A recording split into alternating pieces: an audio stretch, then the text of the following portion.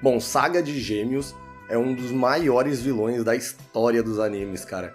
Ele ali junto com Frieza, com Toguro de Yu Yu Hakusho, é a trinca dos anos 90, né? Difícil achar um vilão que bate de frente com esses três aí. O que no mangá capítulo 0, feito pelo próprio Kurumada, é canônico, foi explicado a verdadeira origem daquela maldade do Saga. Saga nunca teve dupla personalidade, rapaziada.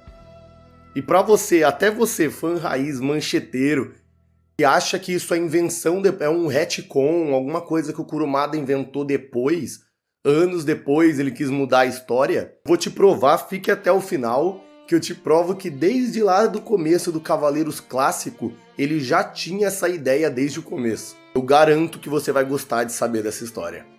Então já deixa seu like, se inscreve no canal, obrigado pelos mais de 6 mil inscritos. Vamos em busca dos 7 aí, dos 10, e vem comigo, nerdola!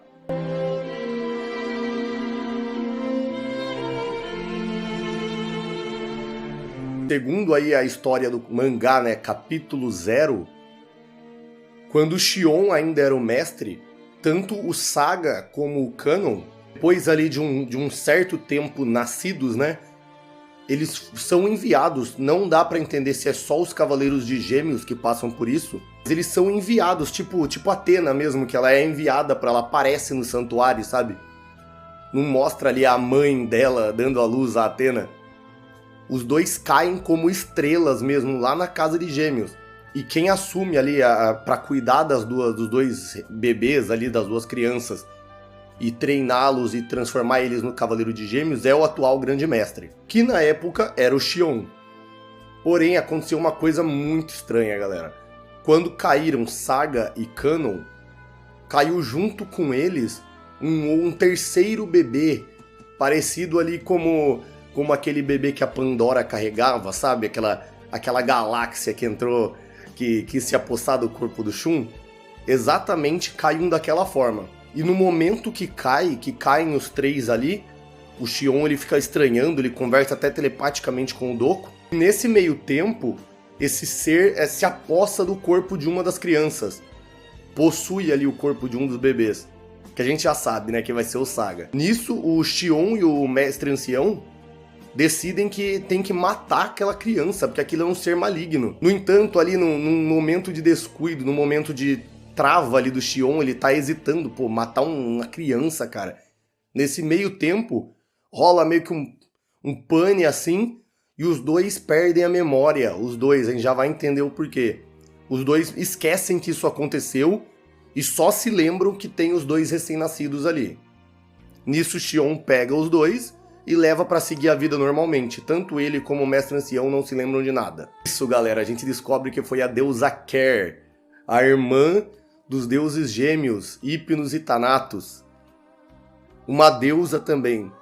Ela colocou aquela galáxia que estava ali, era um espírito de Hades. A gente não sabe se era um espectro, se era uma das 108 estrelas malignas, um dos 108 espectros, ou se era um espírito além. Mas era um espírito maligno chamado Lemur. Essa era aquela outra criança, aquela outra galáxia ali. E ela foi tão esperta, cara, mas tão esperta, que ela fez de uma forma que mesmo que algum dia alguém chegasse a descobrir, se alguém tivesse a capacidade de ler a essência das pessoas, essa pessoa ia achar, ia deduzir que era uma dupla personalidade. Cara, ela foi tão esperta que ela meio que até deduziu que o Shaka poderia um dia descobrir, né? Com a capacidade de ler a essência das pessoas. E foi o que rolou mesmo. O Shaka via a essência boa do Saga, e quando descobrem que o Saga era o mestre, o Shaka é aquele que já corre e fala: Saga tem duas faces, tem dupla personalidade. Nisso rola toda... A gente descobre nesse mangá capítulo 0 muito mais sobre a história do Saga e do Aioros. A gente vê muito mais deles dois. Porque praticamente essa história dos 13 anos anteriores aí é bem, né, bem pouco falada na história. A gente vê mesmo a cerimônia quando o Shion diz que vai ter que escolher algum Cavaleiro de Ouro para sucedê-lo. E o Shura se levanta. O Shura já era um pouquinho mais velho que os outros. E ele fala que só podiam ser Saga ou Aioros. Eles eram os únicos entre os Cavaleiros de Ouro ali presentes que tinham a força, a disciplina, a honra, né, a sabedoria a serem o grande mestre. Porque o restante ainda estava meio novo, né? Muitos deles ainda tinham sido recém-cavaleiros de ouro. Nisso acontece uma coisa muito, muito triste, né, para os dois. A gente vê que o Saga e o Aioros, eles tinham realmente uma amizade. O Aioros, ele vê que o Saga, ele tá pensativo, ele tá mal. Aquele espírito já começava a falar com ele, né? A tal da dupla personalidade. E o Aioros chega até o Saga e fala que vai indicar ele pro grande mestre, pro Xion. Porque apesar de falarem, né, que os dois são os únicos que tinham força, sabedoria, experiência, esse tipo de coisa, o Aioros diz que o Saga superava ele em todos esses atributos. A gente vê ali o Saga se sentindo mal, ele sabe que tá rolando alguma coisa. Porém, rola tudo que você já sabe, né? O Xion acaba por sentir essa coisa maligna que a deusa Kerr tinha apagado a memória deles. Escolhe o Aioros. O Saga depois vai lá cobrar a satisfação dele lá em cima, no Star Hill, né?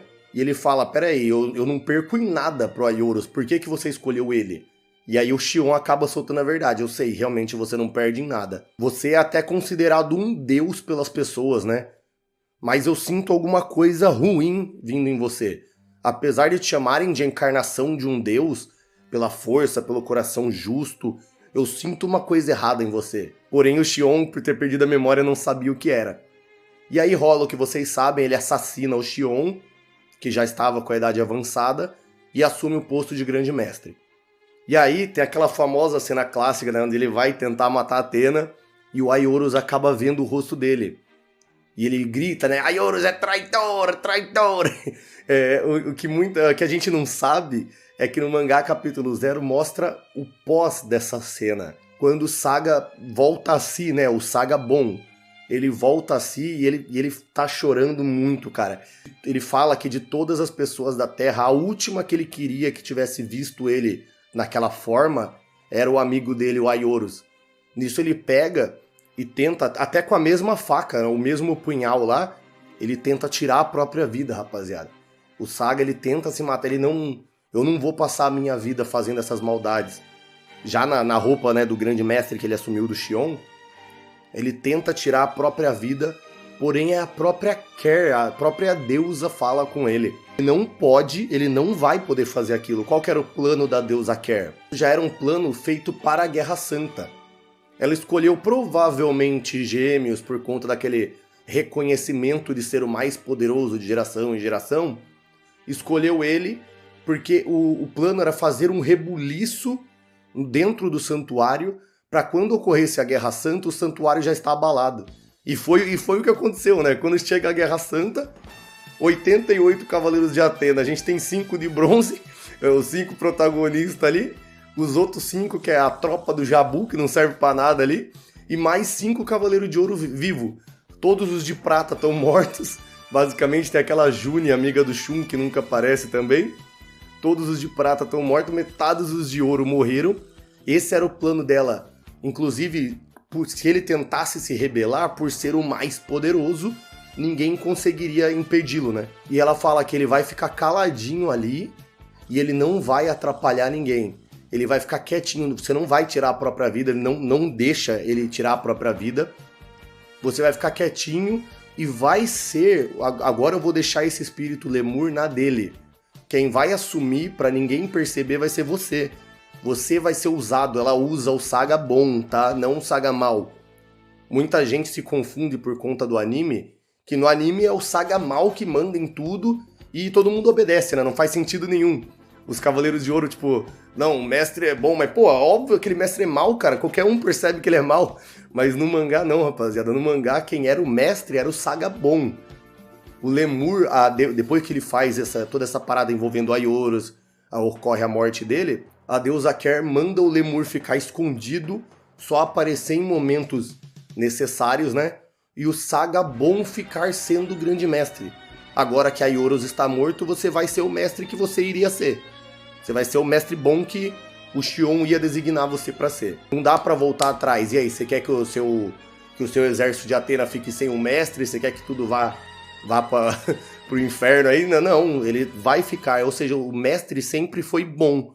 porque era o Saga bom que era o mestre. Tanto que muita gente se confunde, né? Mas quem é o mestre bom que dá a armadura de Pégaso pro Seiya no primeiro episódio é o Saga. O Xion já estava morto ali há muitos anos, aquele ali é o Saga. E pra você que não sabia dessa história, que acha que isso é só um retcon, né? Isso é uma coisa que inventaram anos-luz na frente, é dupla personalidade sim, o cara sempre falou que era dupla personalidade, agora ele tá inventando isso daí pra criar história. 2 pontos, rapaziada, que mostra que o Kurumada já tinha essa ideia do Saga estar possuído por um espírito maligno desde o começo do Cavaleiros. No mangá, quando tem a luta final lá contra o Saga, não rola aquela luta que a gente viu no anime, tá? Toda aquela luta que a gente vê no anime é um grande filler, né? Não existe, então, tipo, a Athena não sobe junto com os Cavaleiros, o Saga não chama os 5 Cavaleiros de Ouro pra porrada, e os 5 ficam olhando, cagando de medo e não faz nada, isso não acontece, e os 5 de bronze apanhando pra ele. Naquela cena, no mangá, né? Naquela cena, quando o Seiya levanta o escudo e cura a flecha que tá em Athena, ao mesmo tempo ele acerta o Saga. A gente vê do Saga sair um fantasma, um espírito igualzinho aquele fantasma do Hades que entrava no Shun, sabe? Aquele espírito com uma boca e 2 olhos, assim, que entrava no Shun, né? Que o Shun ficava possuído. Isso quando sai, acaba a tal da dupla personalidade e o Saga tira a própria vida. E um outro ponto, mais na frente, lá na saga Hades também fazem uma menção a isso, justamente na saga Hades, olha que coisa. É quando o cabelo do Shun muda de cor. O Ikki, ele menciona, o cabelo dele está mudando para preto. É a mesma coisa que acontecia com o Saga quando ficava maligno. E mostra o Saga ficando com o cabelo branco, dando a entender, assim como o Shun estava possuído, que o Saga também estava possuído. O grande eclipse. O que é que está havendo? O cabelo do Shun está ficando negro. Esse fenômeno aconteceu exatamente quando o Saga se tornou maligno. Até porque uma pessoa ter bipolaridade, né?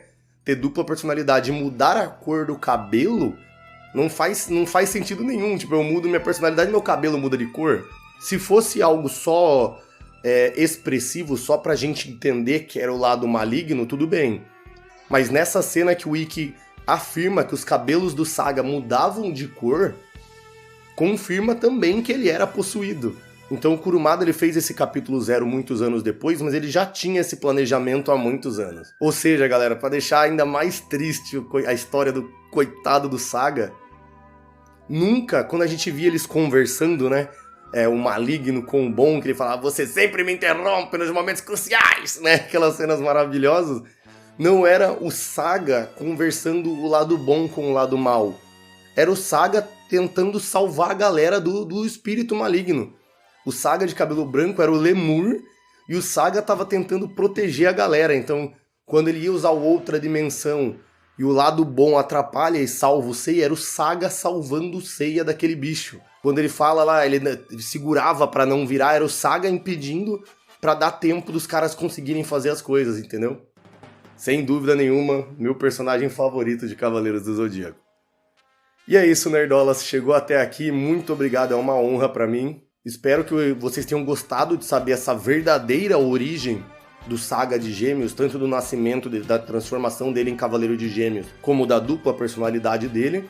E se gostou, deixa seu like, se inscreva no canal, bote aí nos comentários se você já sabia, se você sabia e não gosta, se você prefere a versão da dupla personalidade ou não. Com vocês, sou louco pra debater com vocês sobre esse assunto. E tamo junto, nerdola!